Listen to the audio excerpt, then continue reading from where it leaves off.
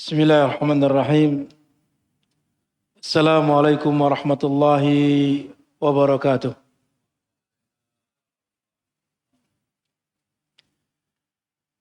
Innal hamdalillahi nahmaduhu wa nasta'inuhu wa nastaghfiruh wa na'udzu billahi min shururi anfusina wa min sayyiati a'malina. Man yahdihillahu fala mudilla lahu ومن يضلل فلا هادي له وأشهد أن لا إله إلا الله وحده لا شريك له وأشهد أن محمدا عبده ورسوله اللهم صل على محمد وعلى آله وصحبه ومن تبعهم بإحسان إلى يوم الدين أما بعد Ahibati fillah, akramani wa akramakumullah. Alhamdulillah, segala puji bagi Allah subhanahu wa ta'ala yang telah memberikan taufik dan hidayahnya kepada kita, hidayah Islam dan sunnah.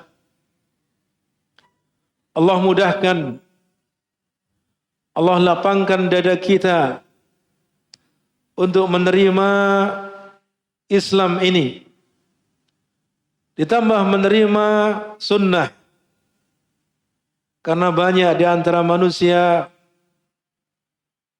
yang mereka tidak diberikan oleh Allah subhanahu wa ta'ala kenikmatan yang besar ini. Oleh karena itu bersyukurlah, bersyukur atas nikmat Allah subhanahu wa ta'ala yang besar ini, dengan dilapangkan dada kita menerima dan mau mengamalkan agama ini sesuai dengan petunjuk Rasulullah sallallahu alaihi wasallam yang sebenarnya. Dan selanjutnya para jamaah rahimani wa rahimakumullah, sebagaimana yang sudah kita atau yang sudah disampaikan oleh Ustaz Rusmadi tadi, hafizahullah ta'ala, bahwa kajian pagi ini sifatnya hanya pengganti saja daripada kosong,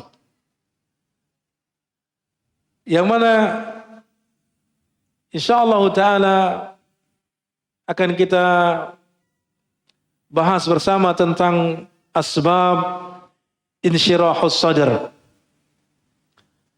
sebab-sebab dilapangkan dada, yang mana perkara ini adalah sangat penting sekali. Sampai-sampai Rasulullah sallallahu alaihi wasallam mengajarkan kepada sahabat-sahabatnya dan kepada kita semua salah satu doa yang bahkan beliau sallallahu alaihi wasallam mengabarkan kalau mau berdoa dengan doa tersebut, niscaya Allah subhanahu wa ta'ala hilangkan darinya rasa kesedihan, gelisah, sehingga Allah ganti dengan dilapangkan hatinya. Di mana disebutkan di dalam hadis dari sahabat Abdullah bin Mas'ud bahwa Rasulullah sallallahu alaihi wasallam bersabda, "Ma asaba 'abdan hammun wala hazanun qattu faqala Allahumma inni 'abduka ibnu 'abdika ibnu amatika nasiyati biyadika."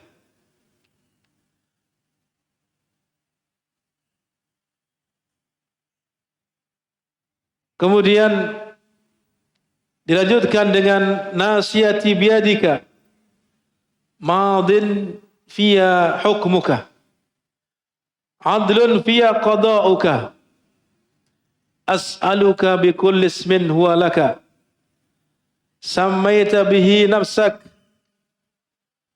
أو أنزلته في كتابك aw 'allamtahu ahadan min khalqik aw ista'tharta bihi fi ilmil ghaibi 'indak an taj'ala al-Qur'ana rabi'a qalbi wa nura sadri wa jilaa husni wa dhahaba hammi illa adhhaba Allahu anhu hammahu wa husnahu wa abdalahu makanahu faraha. Di mana Rasulullah sallallahu alaihi wasallam mengajarkan dengan mengawali, tidaklah seseorang yang tertimpa kegelisahan dan kesedihan, hammun wa hazanun. Adapun hammun itu adalah sesuatu yang tidak disukai datang kepada dirinya, yang akan terjadi, akan datang. Adapun hazan, kesedihan, adalah sesuatu yang tidak disukai, yang sudah berlalu, yang menimpa dirinya. Ya. Tidaklah dia tertimpa suatu kesedihan dan juga hal tersebut tadi, hammun aw hazanun, kecuali kemudian dia mengucapkan doa ini. Ya Allah, sesungguhnya aku ini adalah hamba-Mu, putra dari hamba-Mu, putra dari hamba perempuan-Mu. Ubun-ubunku berada di tangan-Mu. Ketetapan-Mu akan selalu berlaku bagiku. Dan apa yang sudah Engkau takdirkan adalah merupakan keadilan bagiku.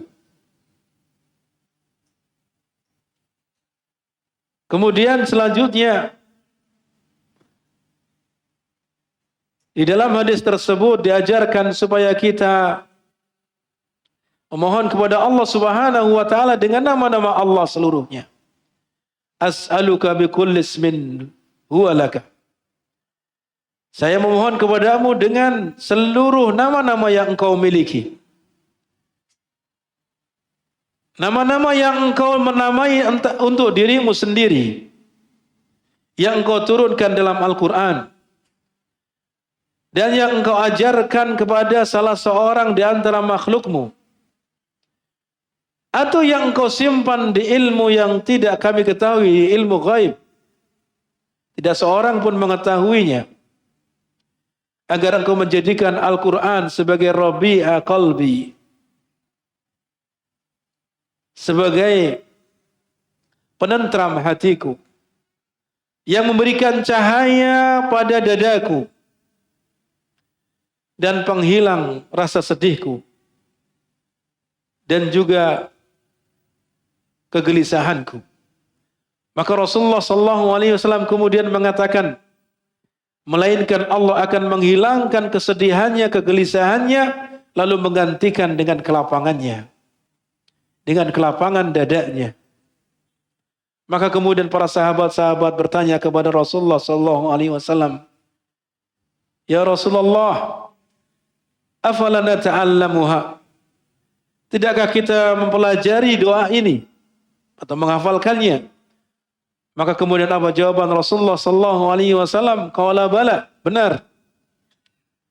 Liman sami'aha, bagi orang yang mendengarkan itu, an yata'allamaha, maka hendaknya dia mempelajarinya, untuk dia ucapkan, untuk dia gunakan ketika dia dalam keadaan sedih. Hafal semua antum? Antum keluar dari sini, ya, tidak mendapatkan apa-apa kecuali doa ini saja, itu sudah cukup insyaallah ta'ala. Sudah cukup. Oleh karena itu, mari kita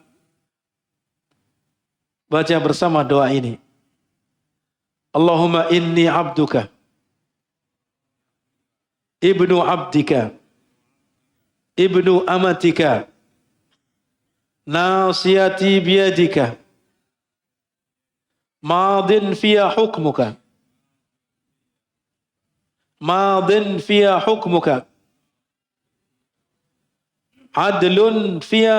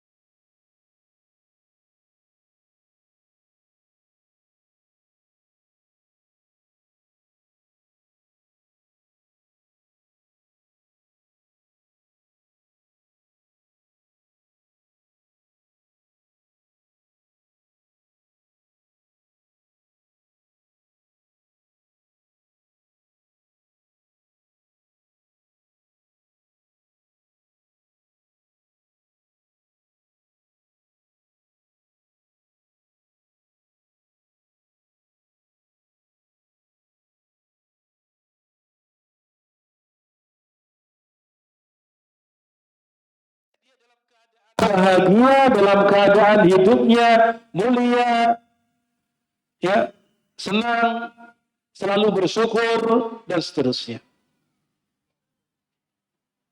Dan itu tidak mudah dan tidak setiap hamba diberikan itu. Mungkin satu orang hartanya banyak melimpah, tapi dia disibukkan dengan apa? Hartanya itu sendiri. Bahkan bisa jadi dia disibukkan dengan banyaknya hutang yang dia miliki. Bisa jadi mungkin ada orang yang punya istri lebih dari 1, 2, 3, atau 4 bahkan. Ya, akan tapi dia mungkin belum merasa telan dengan itu, masih kurang saja, bisa jadi.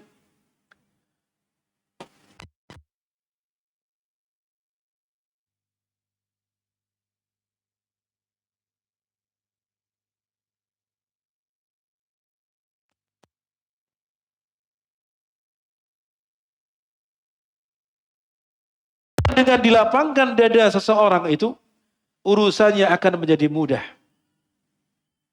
Akan terwujud bagaimana Allah menciptakan dia. Ya, tujuannya apa di dunia ini? Itu bentuk ubudiyah, peribadatan kita kepada Allah Subhanahu wa taala. Ya, kemaslahatan urusan-urusan akhirat itu akan dimudahkan. Demikian pula kemaslahatan di dunia.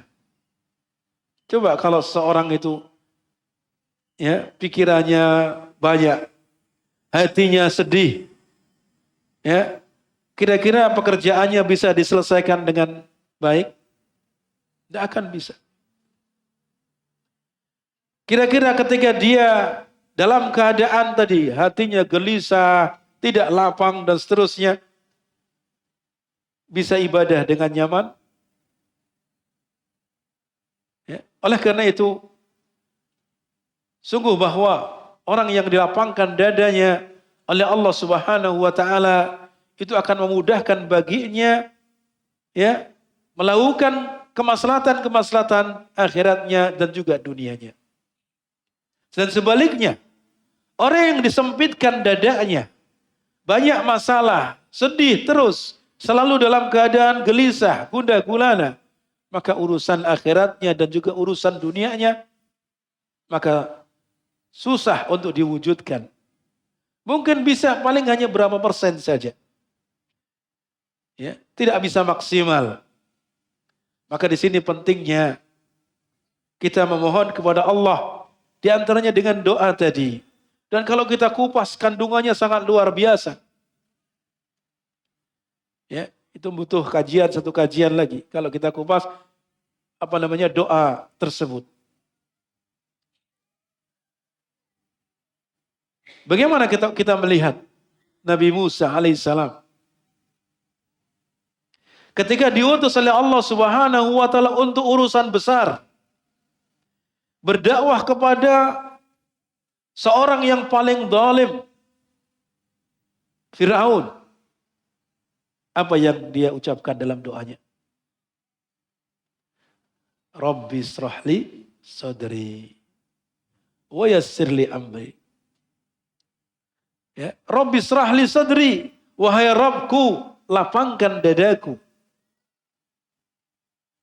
dan mudahkanlah urusanku. Demikian pula Rasulullah sallallahu alaihi wasallam diberikan karunia oleh Allah Subhanahu wa taala ketika di awal-awal Rasulullah diangkat menjadi nabi. Bagaimana? Allah lapangkan dadanya. Apa dalilnya? Alam nasrah laka sadrak. Alam nasrah laka sadrak. Bukankah kami telah melapangkan dadamu wahai Muhammad? Ya, dilapangkan dadanya untuk menerima kebenaran, menerima wahyu Allah, kemudian menerima segala tantangan dan rintangan yang dihadapi ketika berdakwah. Karena dakwah sungguh berat yang dihadapi oleh Rasulullah sallallahu alaihi wasallam. Ini butuh dilapangkan dada. Kalau orang yang dadanya sempit, tidak mudah menerima, maka sedikit saja rintangan, sedikit saja masalah yang dihadapi sudah meninggalkan apa yang dia seharusnya lakukan. Ini butuh sekali kelapangan dada. Dilapangkan dada oleh Allah Subhanahu wa taala karena dilapangkan dada itu ya adalah merupakan penyebab seseorang itu diberikan petunjuk, menerima petunjuk. Kemudian disempitkannya dada, disempitkannya hati ini tidak terbuka, itu juga merupakan penyebab dia mendapatkan apa? Dia tersesatkan. Ya, sebagaimana itu disebutkan oleh Ibnu Qayyim rahimahullah. Sehingga bahwasanya dilapangkan dada itu merupakan nikmat yang sangat besar. Dan disempitkannya dada itu adalah merupakan keburukan yang sangat besar. Keburukan yang sangat besar. Dan ketahuilah bahwasanya tidaklah akan mendapatkan kenikmatan yang besar ini kecuali dengan betul-betul kita memperhatikan bagaimana kita menegakkan agama ini. Bagaimana kita menghidupkan sunnah-sunnah Nabi Sallallahu Alaihi Wasallam. Ya, semakin seorang hamba semangat istiqomah di dalam melaksanakan ketaatan-ketaatan, di dalam menghidupkan sunnah-sunnah Rasulullah Sallallahu Alaihi Wasallam, maka itu merupakan penyebab yang paling besar seorang itu akan menjadi dilapangkan dadanya.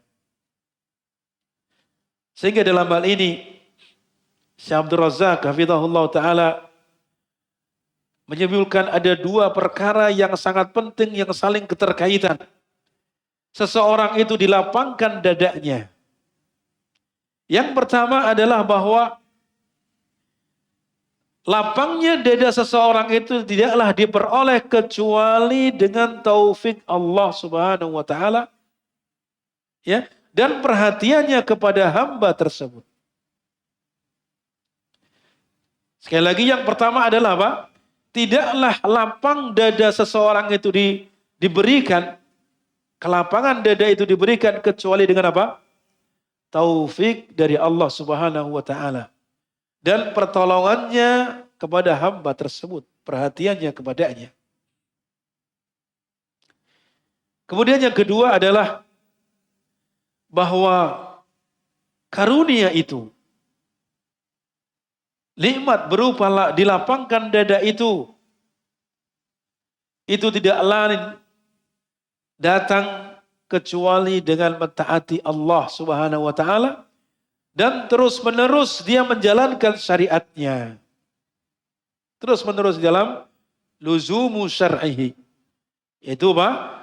Selalu berada di atas menjalankan syariat Allah Subhanahu wa taala. Ini dua hal yang tidak mungkin dipisahkan, saling keterkaitan. Dia bisa mendapatkan taufik karena dia selalu berada di atas ketaatan dan selalu berada di atas menjalankan syariat Allah Subhanahu wa taala. Dan ini adalah merupakan poin yang merupakan dasar dari kajian saat ini. Ya, tema pembahasan yang kita bahas yaitu agar kita dilapangkan sebab-sebab supaya kita mendapatkan kelapangan dada tersebut. Allah Ta'ala berfirman, وَمَنْ يُرِدِ اللَّهُ أَنْ يَهْدِيَهُ يَشْرَحْ صَدْرَهُ لِلْإِسْلَامِ. Maka barang siapa yang Allah berikan hidayah kepadanya, bagi siapa yang Allah inginkan dia diberikan hidayah, maka Allah lapangkan dadanya. Ini berupa taufik dari Allah. وَمَنْ يُرِدْ أَنْ يُدِلَّهُ يَجْعَلْ صَدْرَهُ ضَيِّقًا حَرَجًا كَأَنَّمَا يَصَعَّدُ فِي السَّمَاءِ. Dan bagi siapa yang Allah kehendaki dia disesatkan, maka Allah jadikan dadanya sempit. Ya. Dadanya apa? Sempit, seolah-olah dia naik ke atas, ke langit. Ya. Orang bilang kalau semakin ke atas kan hampa udara, maka akan susah bernafas. Kan begitu kan? Semakin sempit. Itu demikian.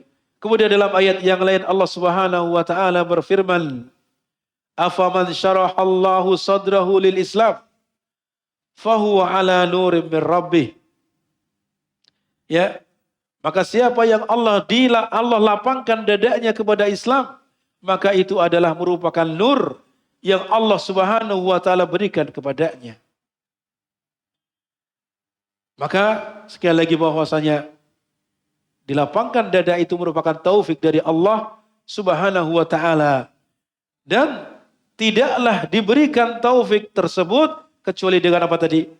Mentaati Allah Subhanahu wa taala dan selalu berada di atas syariat Allah Subhanahu wa taala. Ibnu Qayyim rahimahullah mengatakan bahwasanya keadaan seseorang itu di dalam kuburnya seperti keadaan hatinya di dalam dadanya. Maksudnya bagaimana? Ketika seorang hamba itu sempit, tidak mau menerima syariat ini, maka seperti itulah kuburannya.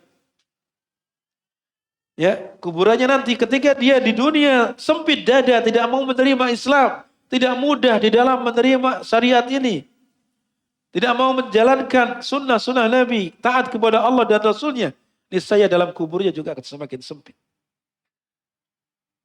Dan sebaliknya, ketika hatinya menerima, terbuka terhadap syariat Allah, terhadap sunnah-sunnah Rasulnya, maka nanti kuburnya akan menjadi luas baginya. Ya, dan itu akan menjadi penyejuk mata bagi dia. Dia akan menjadi bahagia. Lalu kemudian selanjutnya bahwasanya di sana ada tanda-tanda seseorang itu dilapangkan dada. Seperti apa sih tandanya? Ya, tanda-tanda itu sedikitnya ada 3 tanda. Seseorang itu dilapangkan dadanya oleh Allah Subhanahu wa taala. Ya, secara mujmal diringkas dalam 3 perkara. Yang pertama dia itu an yuqbila ala daril khuludi wal baqa. Dia itu betul-betul menyiapkan dirinya ya dalam rangka kebahagiaan hari yang kekal abadi. Berarti ini pertama dia iman kepada hari akhir. Tahu betul bahwasanya nanti manusia itu akan dibangkitkan setelah mati. Nanti mereka akan dikumpulkan dan dihisab oleh Allah Subhanahu wa taala amalnya. Ya, jika dia beramal soleh maka akan diberikan pahala, dimasukkan ke dalam surga. Jika dia beramal buruk akan dihukum oleh Allah, kemudian dimasukkan neraka. Tahu betul, faham dan meyakini hal itu, lalu mengamalkannya. Sehingga dia betul-betul menjadikan dirinya menerima segala perintah dan ketaatan yang harus dilakukan. Sehingga dia menghadap kepada tadi, mempersiapkan diri dalam menghadapi hari kekekalan. Kemudian yang kedua, an yatajafa an dariz zawali wal fana. Yatajafa itu menjauhi. Menjauhi dari darul fana waz zawal. Menjauhi dari kehidupan dunia. Maksudnya bukan dunia ini bukan jadi menjadi tujuan utamanya. Ya. Tidaklah dunia itu menjadi tujuan utama dia. Sehingga dia tidak peduli dunia itu lepas darinya atau berada di tangannya, dia tidak peduli. Karena itu hanya sebatas sarana. Allah berikan, maka ini kita gunakan sarana. Sarana untuk apa? Untuk ibadah kepada Allah, supaya kita mendapatkan kebahagiaan di akhirat. Oleh karena itu Allah perintahkan, wabtaghi fima atakallahu daral akhirah. Ya, dan carilah kebahagiaan akhirat dengan apa yang Allah berikan kepadamu, kenikmatan dunia ini. Artinya kita jadikan sarana ya yang Allah berikan ini untuk kenikmatan nanti yang kekal abadi di akhirat. Nah, orang-orang yang tadi dilapangkan dada oleh Allah Subhanahu wa taala, ciri khasnya dia menjauhi dunia ini, gemerlapnya dunia. Maksudnya menjadikan dunia ini bukan tujuan utama, tetapi sebagai sarana untuk kebahagiaannya di akhirat. Itu demikian. Dunia sebagaimana namanya. Apa sih artinya dunia? lawan dari ulia. Dunia, lawan dari ulia. Ada yang belajar bahasa Arab? Dunia. Dunia itu rendah. Ya. Rendah. Lawannya ulia. Ulia itu tinggi. Makanya jangan kasih nama anak dengan dunia. Artinya rendah. Rendah dan hina. Sehingga para ulama mensifati dunia ini berdasarkan ayat-ayat dan juga hadis-hadis, semuanya adalah menunjukkan dunia itu rendah dan hina.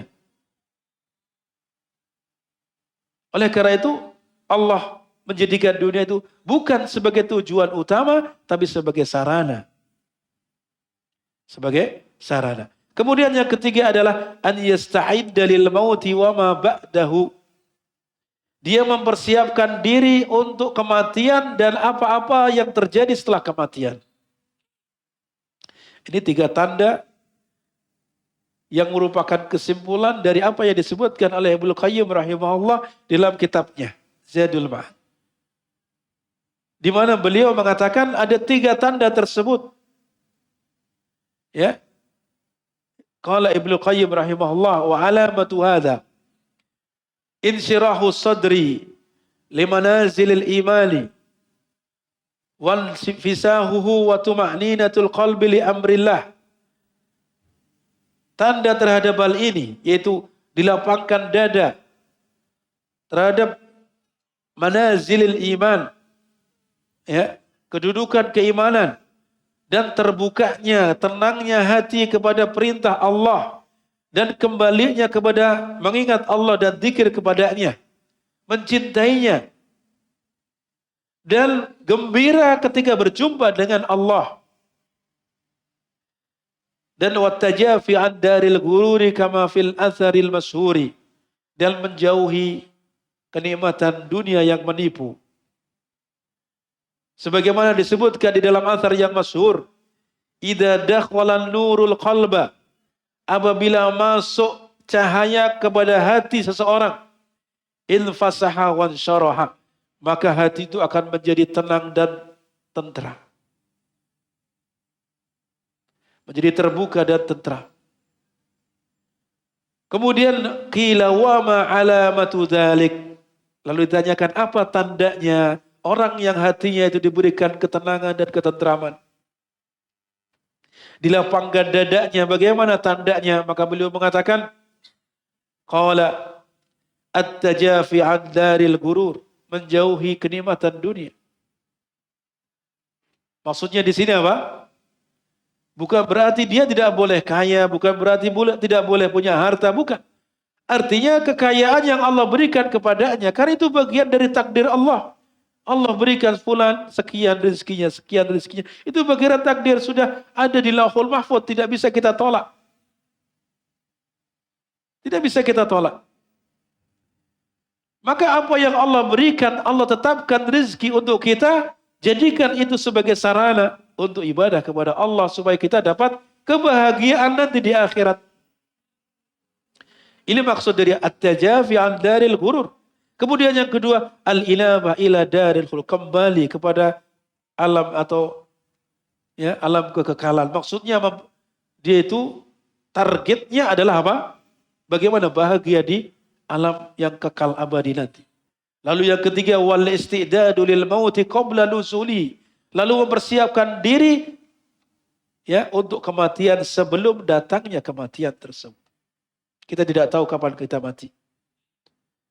Oleh karena itu, supaya kita mendapatkan tanda di antara tanda-tanda yang merupakan dilapangkan dada seorang adalah kita persiapan untuk kematian. Ini tandanya.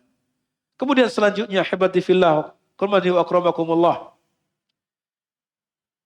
Ibnu Qayyim rahimahullah, kemudian yang diringkas oleh Syekh Abdul Razak hafizahullah dalam catatan ringkasannya, dalam risalahnya Insyirahu atau Asbab Insyirahi Sadri. Beliau menyebutkan sedikitnya ada 10. Selain berdoa dengan doa yang diajarkan oleh Nabi SAW tadi, dan juga banyak doa-doa yang lain yang merupakan sebab Seseorang itu dilapangkan dadanya oleh Allah Subhanahu wa taala sebagaimana doa Nabi Musa, Rabbi shrahli sadri wa yassirli amri wahlul 'uqdatam min lisani yafqahu qawli. Atau doa-doa yang lain yang diajarkan oleh Rasulullah sallallahu alaihi wasallam. Ya. Maka apa? Kita melakukan sebab-sebab yang disebutkan nanti insyaallah taala. Di antara sebab-sebab yang disebutkan oleh beliau rahimahullahu taala adalah yang pertama tauhidullah wa ikhlasud dini lillah. Mentauhidkan Allah dan mengikhlaskan agama ini, mengikhlaskan apa yang kita amalkan kepada Allah Subhanahu wa taala. Karena memang tujuan daripada kita diciptakan adalah untuk mentauhidkan Allah. Wa ma khalaqtul jinna wal insa illa liya'budun. Para ulama menjelaskan liya'budun, liyuwahhidun. Untuk mentauhidkanku. Ya. Ketika seseorang itu mentauhidkan Allah dengan semurni-murninya, maka ini adalah merupakan penyebab utama, penyebab terbesar dia dilapangkan dadanya. Kenapa demikian? Karena ketahuilah bahwasanya seorang hamba itu tujuan diciptakannya adalah supaya dia mentauhidkan Allah. Dan tauhid itu, keimanan itu munculnya dari mana? Dari hati atau dari mana? Dari hati. Ketika hati itu tidak diisi dengan tauhid kepada Allah, tapi diisi dengan yang lain, apakah kira-kira akan menjadi lapang dadanya, hatinya? Tidak. Ya, ketika diisi yang lain, tauhidnya tidak beres, maka apa? Itu justru menjadi penyebab utama dia tidak dilapangkan dadanya, bahkan sempit dadanya. Sehingga beliau rahimahullah menyebutkan yang pertama kali adalah tauhid. Sebagaimana ucapan Ibnu Qayyim rahimahullah, fa'a'dhamu asbabi sarhi sadri at-tauhid. Bahwa yang penyebab terbesar seseorang itu dilapangkan dadanya adalah tauhid. Wa ala hasabi kamalihi wa quwwatihi wa ziyadatihi yaqulu insyirahu sadri sahibihi. Maka kata beliau, maka seukuran sempurna kuatnya dan bertambahnya tauhid seseorang, maka seperti itu pula lah dilapangkan dada orang tersebut. Berarti masing-masing kita bisa melihat diri kita. Seberapa kuat tauhid kita kepada Allah, maka seperti itu pula lah nilai daripada lapang dada pada diri kita. Maka semakin tinggi tauhid seseorang, semakin kuat dan semakin bertambahnya tauhid seseorang, maka semakin pula ditambahkan kelapangan dada seseorang. Sebagaimana dalam ayat yang sudah kita sebutkan tadi, afaman syarahallahu sadrahu lil Islam fahuwa ala nurim min rabbih. Kemudian yang selanjutnya, hibati fillah wa akramani wa aqamakumullah. Yang kedua adalah an-nur alladhi yakdifuhu Allahu azza wa jalla fi qalbi 'abdi. Cahaya yang Allah berikan kepada hambanya tersebut, kepada hati hamba tersebut. Ini kembali bahwa tadi adalah bagian dari taufik yang Allah berikan. Ya, Allah Ta'ala berfirman, afaman syarahallahu sadrahu lil Islam fahuwa ala nurim bir rabbih. Ya.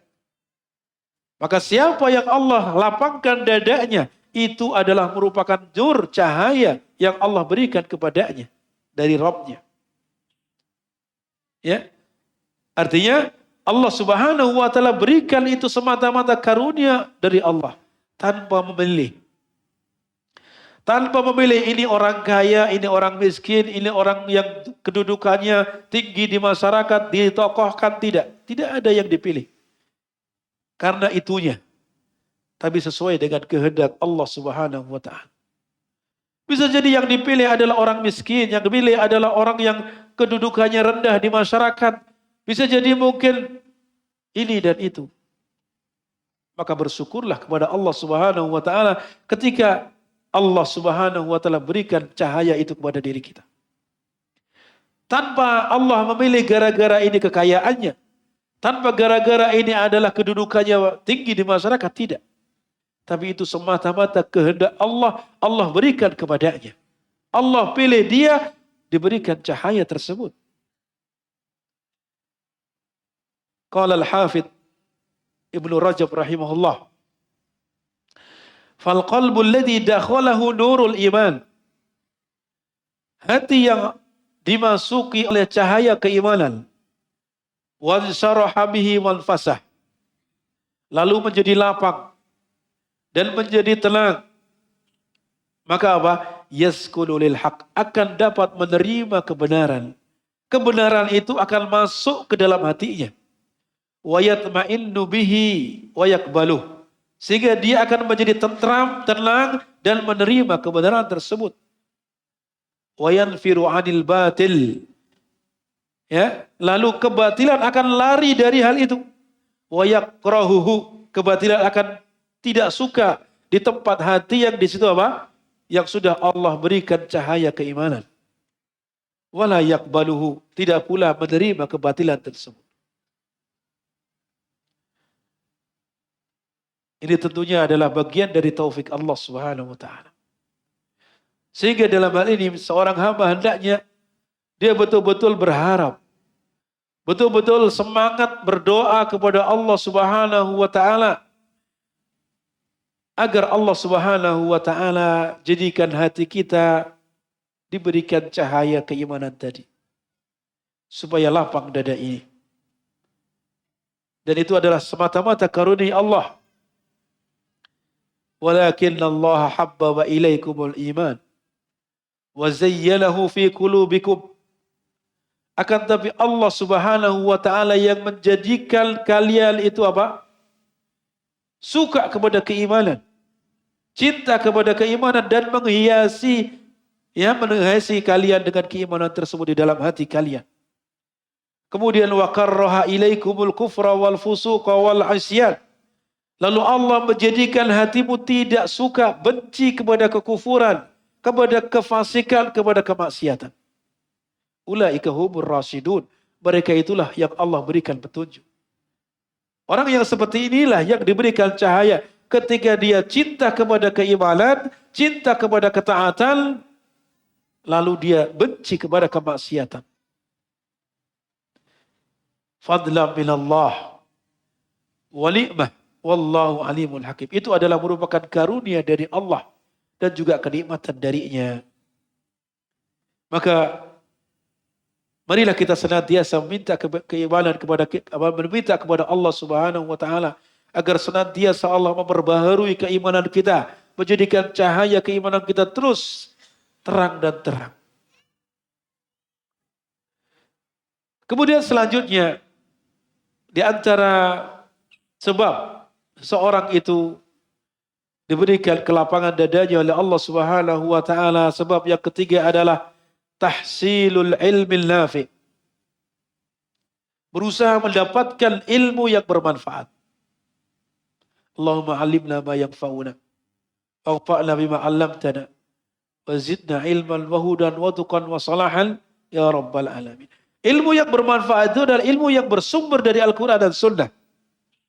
Para ulama menjelaskan setiap apa yang disebutkan dalam Al-Quran dan Sunnah berupa keutamaan, berupa anjuran, perintah untuk thalabul ilmi, mencarinya, semuanya maksudnya adalah ilmu syar'i. Karena itulah sumber ilmu yang bermanfaat. Dan ilmu yang bermanfaat itu tandanya adalah ketika seseorang itu belajar ilmu tersebut, menjadikan dia semakin dekat kepada Allah. Menjadikan dia semakin taat kepada Allah dan menjauhi kemaksiatan. Dalam hal akhlak, akhlaknya semakin baik. Akhlak kepada Allah, akhlak kepada nabinya, akhlak kepada orang tua, akhlak kepada sesama, suami kepada istri, istri kepada suaminya. Semakin baik, bukan semakin buruk. Itu ketika dia mendapatkan atau berusaha mendapatkan ilmu yang bermanfaat. Dan ketahuilah bahwasanya ilmu itu sangat banyak sekali keutamaannya. Ya, barangkali sudah sering disebutkan bagaimana keutamaan ilmu yang bermanfaat. Yarfa'illahu alladhina amanu minkum walladhina utul ilma darajat. Allah Subhanahu wa taala akan angkat derajatnya Para ulama maksudnya derajat, diangkatnya derajat ini apa maksudnya? Ya, diangkatnya derajat itu ada dua makna. Ya, rif'ah hissiyah dan ma'nawiyah. Diangkat derajat secara fisiknya hissiyah ataupun secara maknawi. Maksudnya apa? Abstrak. Artinya orang mengangkatnya, memuliakannya. Dan itu di dunia. Ketika di dunia, bagaimana para ulama yang mereka memiliki ilmu, Allah berikan ilmu kepadanya. Kira-kira fatwanya didengarkan? Didengarkan. Ketika dia menasihati, orang akan mendengarkan? Mendengarkan. Ya. Itu orang-orang yang diberikan ilmu oleh Allah Subhanahu wa taala. Diangkat derajatnya di dunia secara maknawi. Adapun secara hissi fisiknya nanti di akhirat dia akan diangkat derajatnya di surga. Ya. Derajatnya akan ditinggikan oleh Allah Subhanahu wa taala. Itu maksud daripada diangkat derajatnya dalam ayat tadi. Dan masih banyak lagi keutamaan yang lainnya. Di antaranya ya mungkin cukup dengan menyebutkan satu hadis, man salaka tariqan yaltamisu fihi ilman sahhalallahu lahu bi tariqan ilal jannah. Ya. Hadis ini adalah hadis yang sangat mulia. Maka bayangkan ketika antum melangkahkan kaki menuju majelis ilmu, bayangkan bahwa ini adalah langkah kaki menuju surga. Karena Rasulullah SAW menyebutkan, man salaka tariqan, bagi siapa yang menempuh suatu jalan, yaltamisu fihi ilman, mencari ilmu, untuk mencari ilmu. Dan ini mencari ilmu diungkapkan dengan yaltamis. Syekh Shalih Al-Utsaimin rahimahullah menjelaskan, kalimat yaltamis ini sebenarnya diungkapkan untuk mereka yang tidak melihat. Ya, yaltamis itu hanya untuk memegang. Nah, apa? Artinya apa? Mencari ilmu dengan tingkat yang paling rendah. Ya, kita melihat alhamdulillah, berarti apa? Bisa melakukan lebih dari itu. Yaltamisu fi ilman adalah berusaha mencari ilmu dengan sesuatu yang paling rendah. Artinya ketika kita melakukan hal tersebut dengan cara yang paling rendah pun keutamanya apa? Sahhalallahu lahu bihi tariqan ilal jannah. Allah akan mudahkan baginya untuk menuju surga. Dan kalau kita mendapatkan ilmu sangat luar biasa, itu sebagai sebab hati kita lapang. Belum lagi majelis ilmu. Majelis ilmu keutamanya bagaimana? Apalagi ini di rumah, di antara rumah-rumah Allah. Diturunkan kepadanya ketenangan. Ya. Allah turunkan kepada mereka ketenangan, sakinah. Sakinah ini tidak lain apa? Kelapangan dada. Kemudian Allah Subhanahu wa taala berikan kepada mereka rahmat, wa ghasyiyatuhumur rahmah. Ya. Kemudian para malaikat turun menyaksikan. Ya. Lebih utama dari itu nama kita masing-masing disebut oleh Allah Subhanahu wa taala. Nama-nama antum semua disebut oleh Allah Subhanahu wa taala satu persatu di hadapan makhluknya yang mulia. Ini keutamaan yang sangat luar biasa orang yang duduk dalam majelis ilmu. Ilmu yang bermanfaat. Maka berusahalah untuk mencari ilmu agar Allah Subhanahu wa taala lapangkan dada kita. Yang keempat adalah kembali kepada Allah Subhanahu wa taala dan betul-betul kita memperbaiki bagaimana kita terbuka dalam menyambut syariat ini dalam rangka mentaati Allah. Karena itu adalah merupakan penyebab yang sangat utama. Itu ketika seorang memperbanyak ketaatan dan ibadah kepada Allah. Ya, hatinya terbuka di dalam menerima ketaatan-ketaatan yang Allah perintahkan.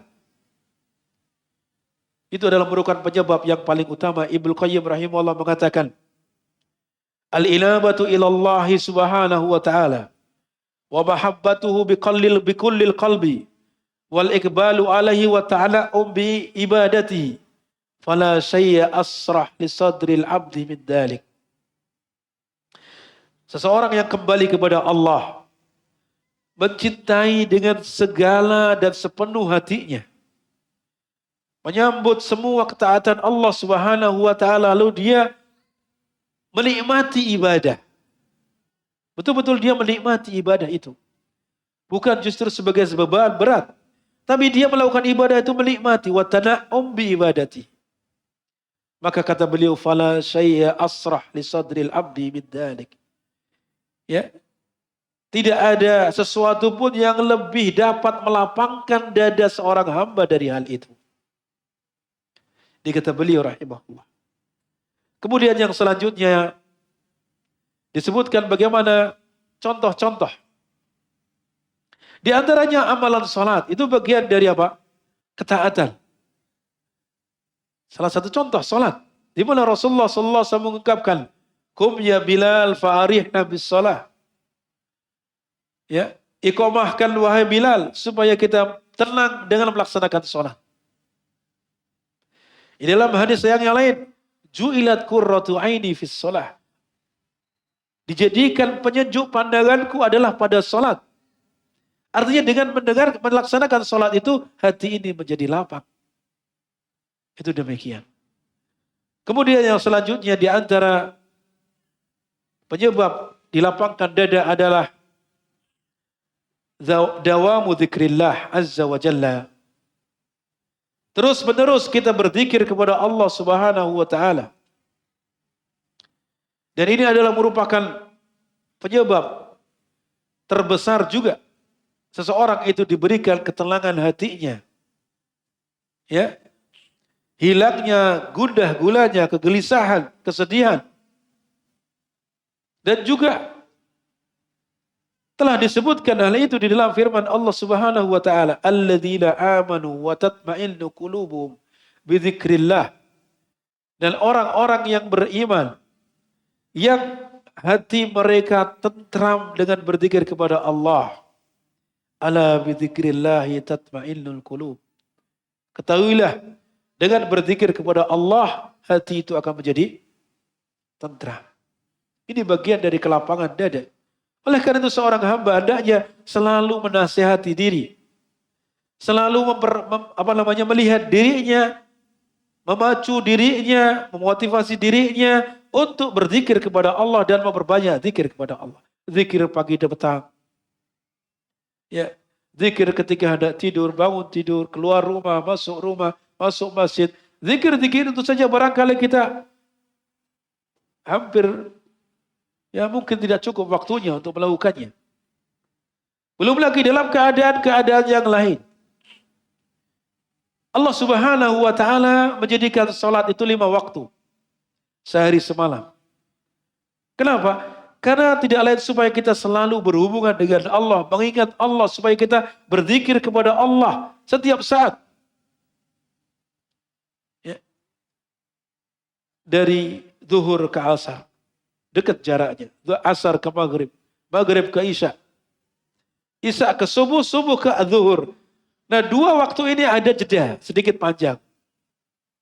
Akan tapi Allah Subhanahu wa taala syariatkan amalan yang lain. Antara isya dengan subuh ada syariat sunnah yang lain, yaitu berupa salat tahajud. Tidak lain ini adalah supaya kita dekat dengan Allah, selalu terikat dengan Allah Subhanahu wa taala, berhubungan dengan Allah. Antara subuh dengan zuhur panjang waktunya, tapi disyariatkan pula di sana salat duha. Manusia aktivitas dengan dunianya, di situ diselangi dengan zikir, yaitu mengingat Allah dengan melaksanakan salat duha. Ini tidak lain adalah supaya senantiasa seorang hamba itu berzikir kepada Allah Subhanahu wa taala, mengingat Allah Subhanahu wa taala. Ya ayyuhalladzina amanu uzkurullaha dzikran katsira wasabbihu bukratan wa asila. Hai orang-orang yang beriman, berzikirlah kalian kepada Allah dengan zikir yang banyak, dan dan sucikanlah Allah, bertasbihlah di waktu pagi dan petang. Dan sebaliknya, lalai, ghaflah, tidak mengingat Allah, tidak berzikir kepada Allah, ini penyebab utama seseorang itu disempitkan dadanya. Ya, mudah kepadanya ya gelisah. Bahkan ada guru kami, salah satu murid Syekh Utsaimin rahimahullah, Syekh Abdurrahman Ad-Das, hafizahullah taala. Beliau pernah menyampaikan bahwa terjadinya kegelisahan, munculnya kegelisahan yang ada pada diri kita, kegundahan, kesedihan, tahu-tahu muncul, tidak tahu sebabnya apa. Tahu-tahu muncul, gelisah, sedih, tidak tahu dia sebabnya. Ini tidak lain adalah dosa yang tidak tahu kapan dia lakukan. Ya, yang mana itu bagian dari hukuman Allah Subhanahu wa taala kepadanya. Dia jadikan sebagai orang yang gelisah, sedih, ya, tidak tahu sebabnya apa. Padahal itu kemaksiatan yang tidak tahu kapan dia lakukan, yang belum dia taubati. Maka ini jangan kira bahwasanya ketika kita bermaksiat kepada Allah Subhanahu wa taala tidak ada orang yang mengetahuinya, Allah tidak mengingatnya dan Allah lupa terhadap hal itu. Bisa jadi hukumannya datang ketika apa? Masih di dunia. Dengan diberikan gelisah, ya, kemudian sedih tanpa kita tahu sebabnya. Kemudian yang kelima, ya, keenam, dan ini mungkin ada kaitannya juga dengan pentingnya kita memperhatikan saudara-saudara kita yang terjadi atau yang tertimpa musibah. Yaitu apa? Al-ihsan ila ibadillah.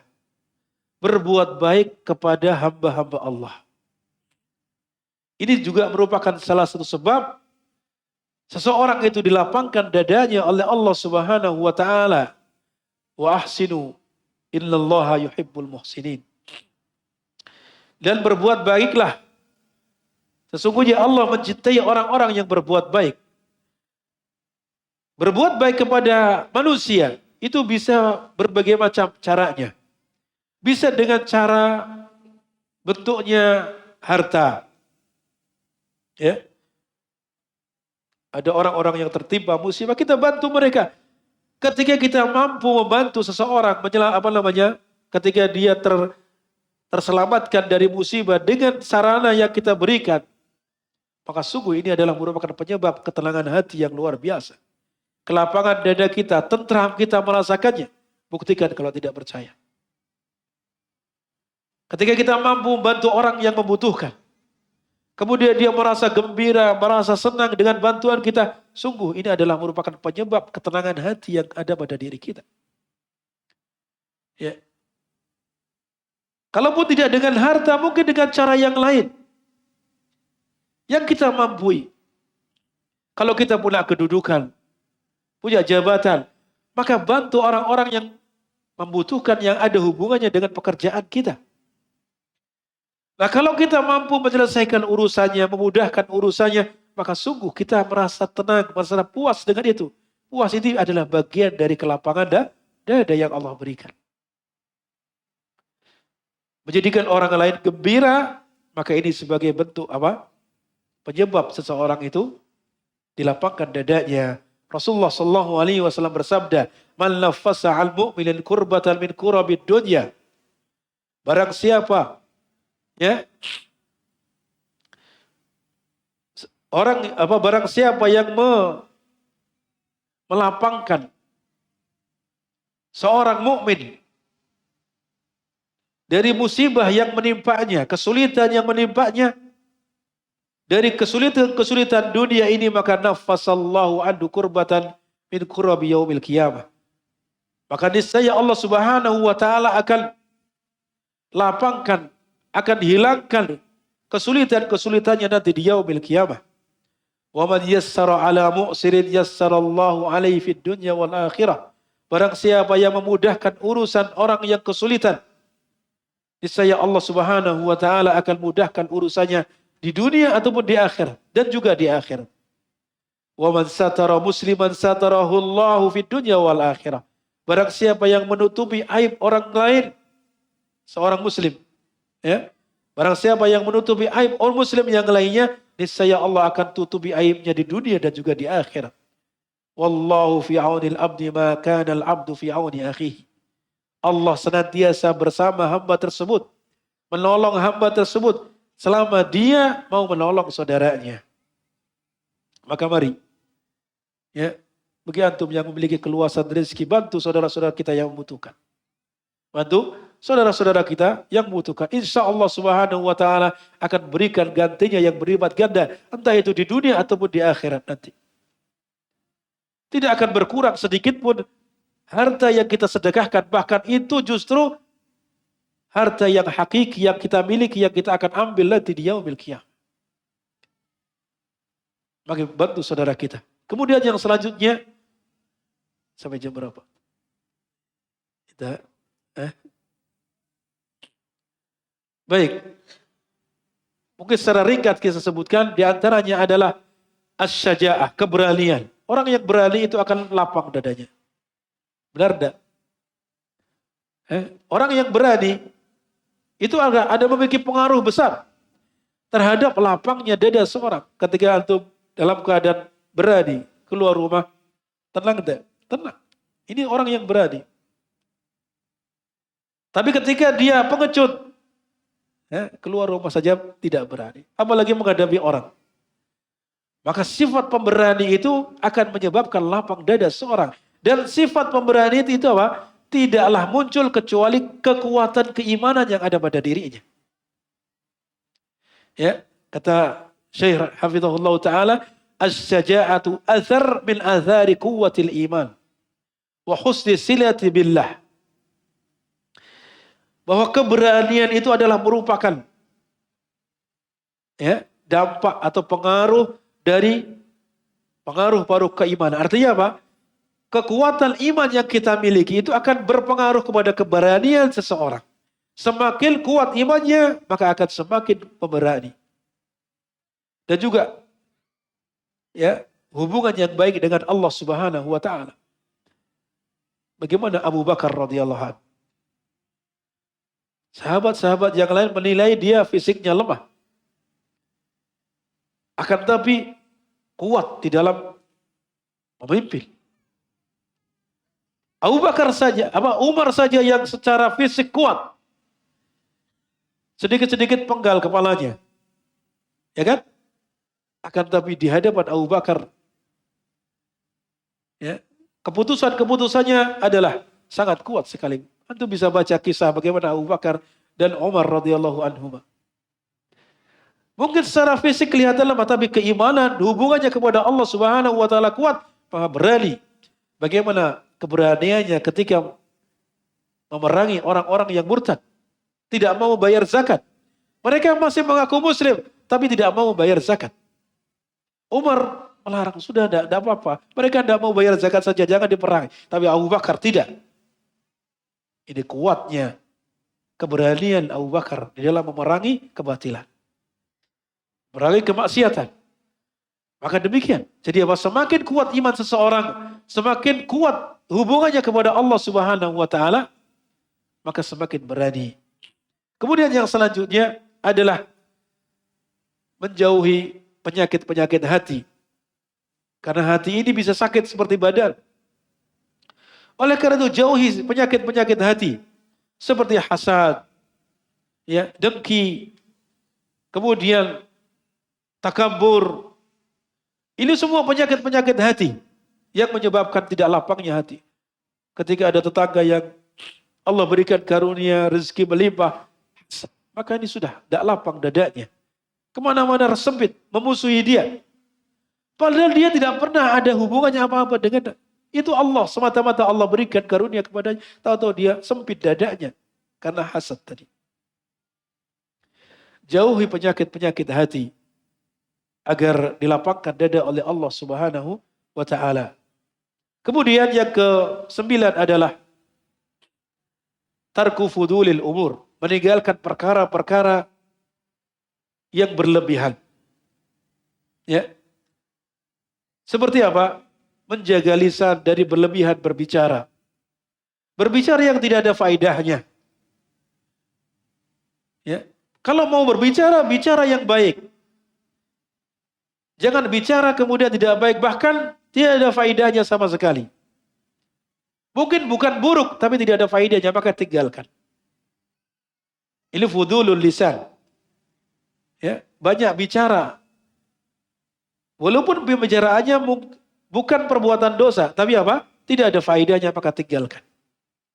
Karena ini akan menyebabkan hatinya sempit.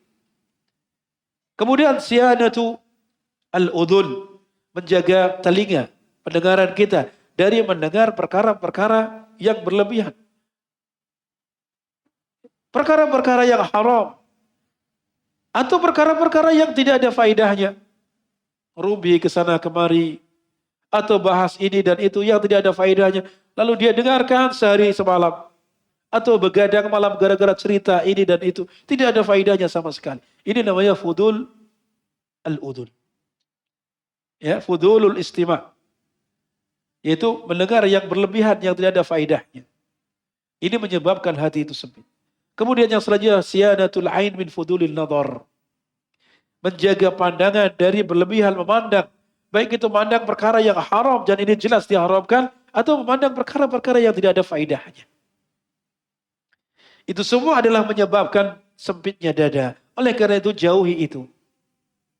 Ya, jauhi hal tersebut. Berlebihan dalam berbicara, berlebihan di dalam mendengarkan perkara yang tidak ada faedahnya. Kemudian berlebihan di dalam memandang perkara-perkara yang tidak ada faedahnya. Kemudian yang selanjutnya yang terakhir yang disebutkan oleh Syekh hafizahullah taala adalah husnu ittiba'il Nabi sallallahu alaihi wasallam. Ya. Husnu ittiba'il Nabi sallallahu alaihi wasallam. Yaitu apa? Mengikuti Nabi sallallahu alaihi wasallam dengan sebaik-baiknya. Kenapa? Karena Nabi sallallahu alaihi wasallam adalah orang yang paling lapang dadanya.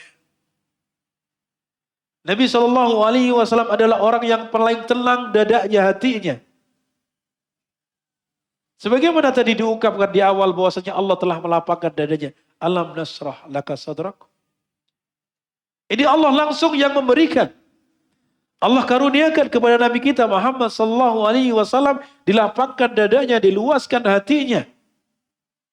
Sehingga beliau menghadapi segala rintangan, segala tantangan dalam dakwah, lapang dadanya. Menghadapi sahabat-sahabatnya yang bermacam-macam. Ada yang kencing di masjid, bagaimana sikapnya? Lapang dadanya. Tidak kemudian marah-marah sebagaimana sahabat yang lain. Tapi dihadapi dengan tenang. Bagaimana ketika menghadapi istrinya sedang cemburu? Lapang dadanya. Tenang menghadapinya. Meleraikan dengan tenang. Dan seterusnya. Banyak sekali keadaan-keadaan di mana menunjukkan Nabi adalah orang yang paling asrah lisadr. Orang yang paling lapang dada. Oleh karena itu, semakin seseorang itu mengikuti petunjuk Nabi SAW, semakin bagaimana ittiba'nya kepada Nabi SAW, maka dia berarti akan diberikan peluang lapang dadanya itu semakin besar. Ya, semakin besar. Maka berusahalah ittiba kepada Nabi SAW dengan sebaik-baiknya. Contoh Nabi SAW dalam segala sisi, baik itu akidahnya, ibadahnya, muamalahnya, dan juga akhlaknya. Jangan hanya mencontoh pada akidahnya. Jangan hanya mencontoh dalam ibadahnya. Masalah ibadah, Masya Allah, luar biasa. Tapi akhlaknya tidak dipedulikan. Ya. Maka semuanya, syamil, kamil. Contoh Nabi SAW dari akidahnya, ibadahnya, muamalahnya, dan juga akhlaknya, sifat-sifat Nabi kita contoh. Ya, sesuai dengan kemampuan kita. Tapi maksudnya sesuai dengan kemampuan kita adalah setelah kita mengerahkan seluruh kemampuan, baru kita mengatakan itu kemampuan saya. Kalau belum mengerahkan seluruh kemampuan, jangan katakan apa? Itu kemampuan saya. Tapi setelah mengerahkan semua kemampuan, baru katakan itu yang saya mampu. Maka kerahkan seluruh kemampuan untuk bisa mengikuti petunjuk Nabi Sallallahu Alaihi Wasallam. Demikian barangkali yang bisa kita sampaikan pada pagi hari ini. Mudah-mudahan bermanfaat. Wassalamualaikum warahmatullahi wabarakatuh. Dan alafu apabila ada kesalahan atau kalimat yang mungkin tidak benar, maka itu datangnya dari syaitan dan dari diri saya sendiri. Dan bila terdapat kebaikan, kebenaran, maka mari kita berusaha untuk mengamalkannya dalam kehidupan kita sehari-hari. Demikian sallallahu ala nabiyina Muhammad wa ala alihi wa sahbihi ajma'in. Wa akhiru da'wana alhamdulillahi rabbil alamin. Assalamualaikum warahmatullahi wabarakatuh. Waalaikumsalam warahmatullahi wabarakatuh.